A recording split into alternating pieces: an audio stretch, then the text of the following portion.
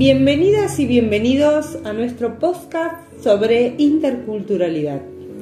Hoy vamos a conversar sobre 3 textos que analizan este tema desde distintos enfoques y en distintos contextos sociales.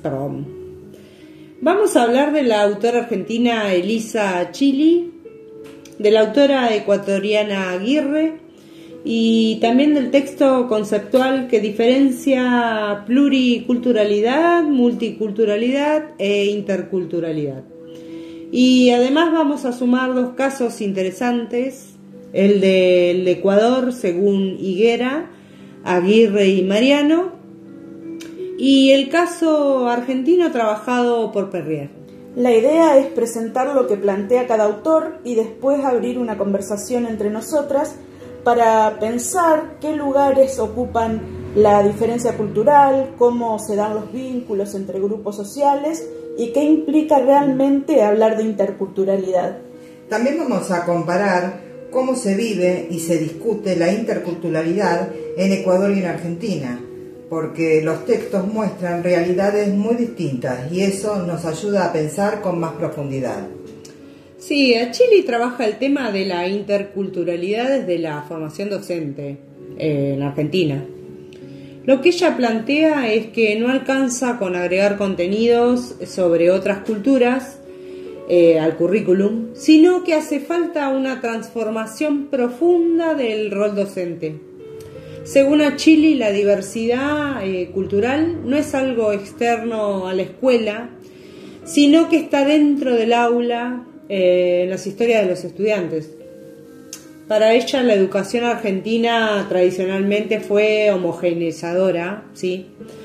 Un modelo único de cultura escolar al que todos debían adaptarse. Y la interculturalidad implica revisar críticamente ese modelo. La formación docente tiene que enseñar a reconocer las diferencias, a cuestionar los prejuicios y a construir relaciones pedagógicas más democráticas. Chili insiste en que la interculturalidad es un proceso ético y político, no una técnica. Y si pensamos en Argentina, esto se conecta con pueblos originarios, con migración limítrofe, desigualdad social, pero también con la identidad nacional construida desde un Estado muy centralista. La interculturalidad, entonces, es un desafío para las escuelas y el sistema educativo en general. Bueno, en este caso, Aguirre trabaja la interculturalidad específicamente en Ecuador y destaca que ahí el concepto nació como una reivindicación política de los pueblos indígenas, que durante siglos fueron excluidos de la educación oficial. A diferencia del caso argentino, donde el debate aparece más desde lo pedagógico, en Ecuador la interculturalidad surge de las luchas colectivas organizadas. Lo que explica Aguirre es que la educación intercultural bilingüe fue una conquista, pero también un campo de disputa. El Estado la reconoce en los discursos, pero muchas veces no transforma las estructuras de poder ni garantiza la participación de las comunidades. Ella advierte que la interculturalidad puede quedarse en una palabra vacía si no viene acompañada de cambios institucionales, recursos y protagonismo indígena. Sí. Además, muestra que en Ecuador no se trata solo de una coexistencia cultural, sino que hay tensiones por la lengua, por el territorio, por la relación con el Estado y por los saberes propios. La interculturalidad ahí es un proyecto político de democratización profunda. Claro, y el último texto que distingue la pluriculturalidad, la multiculturalidad y la interculturalidad, las ordena según la noción que tiene cada una de ellas. La pluriculturalidad es solamente la coexistencia cultural. Esto diríamos que sería como que existen, pero no implica relación alguna. No. En cambio, la multiculturalidad reconoce esa diversidad, pero la piensa como grupos separados que conviven sin mezclarse. Sí. Es tolerancia, pero no transformación. En cambio, la interculturalidad, y ahí está también la diferencia con las otras dos, es otra cosa. Se supone interacción, diálogo, reconocimiento mutuo y cuestionamiento de la relación de poder. Por eso es un concepto mucho más profundo. No se trata de convivir, sino de cambiar las desigualdades históricas. Esta distinción nos sirve para pensar tanto en Achilli como en Aguirre y para pensar también los casos de Argentina y Ecuador. Sí. Convengamos que hay una gran diferencia. Sí, obviamente. Tiene que ver igualmente con la composición étnica de cada país, claro, y con algo histórico. Sí, ¿sí? Los contextos son muy distintos. Obviamente. Y cuando miramos el caso de ecuatoriano, según Higuera, Aguirre y Mariano, sí, aparece una sociedad plurinacional, con una presencia muy fuerte de los pueblos indígenas. Esto marca todo el escenario político y educativo. La interculturalidad es una demanda histórica. Implica lengua, territorio, saberes comunitarios y participación real.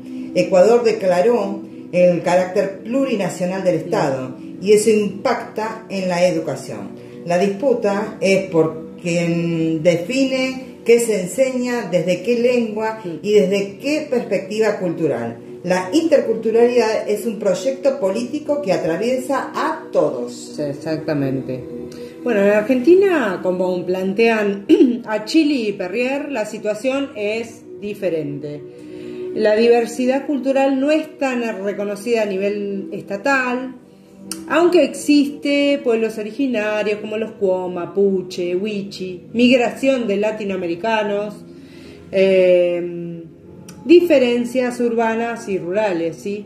Pero bueno, esto también tiene que ver con algo histórico, como decía hoy, y la composición étnica de cada país. Nuestro país no tiene esa composición étnica tan fuerte, ¿sí? Creo que por eso también, por ese lado va. Y Perrier muestra que en Argentina la diversidad parece muchas veces invisibilizada. La escuela reproduce una identidad nacional homogénea. Muy homogénea, de descendencia europea sobre todo, ¿sí? La interculturalidad aparece más en términos de inclusión, pero no necesariamente como cambio estructural.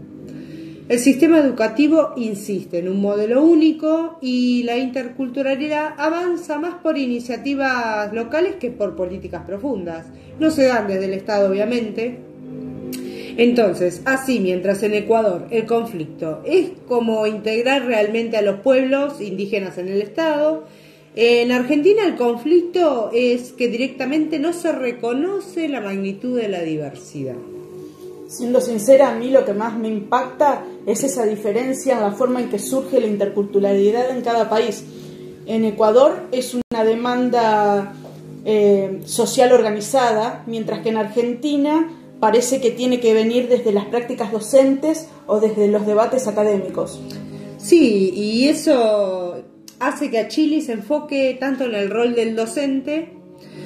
Ella ve a la escuela como un lugar donde la interculturalidad puede construirse, incluso si el Estado no lo impulsa.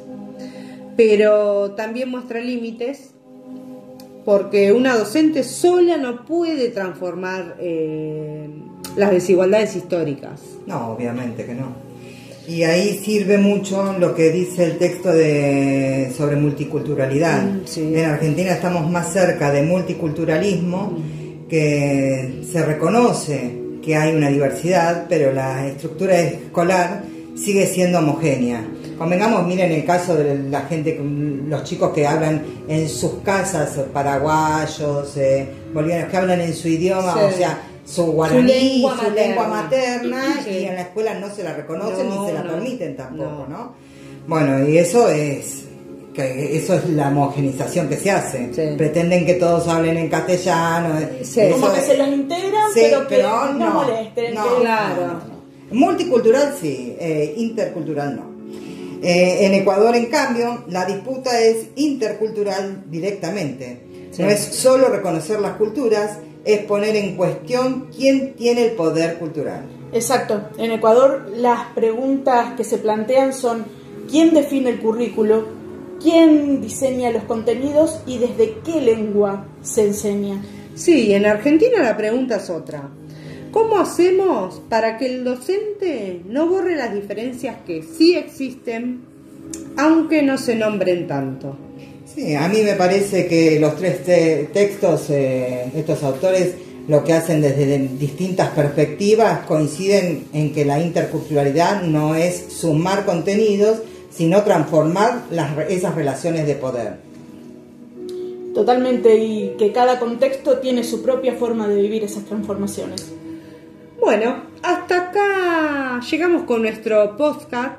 Esperamos que este recorrido por los textos y por los casos de Ecuador y Argentina les permita ver que la interculturalidad es un proceso complejo, histórico y político. Y que implica tanto cambios institucionales como reflexiones personales en la formación docente. Bueno, muchísimas gracias por acompañarnos. Hasta la próxima, nos vemos.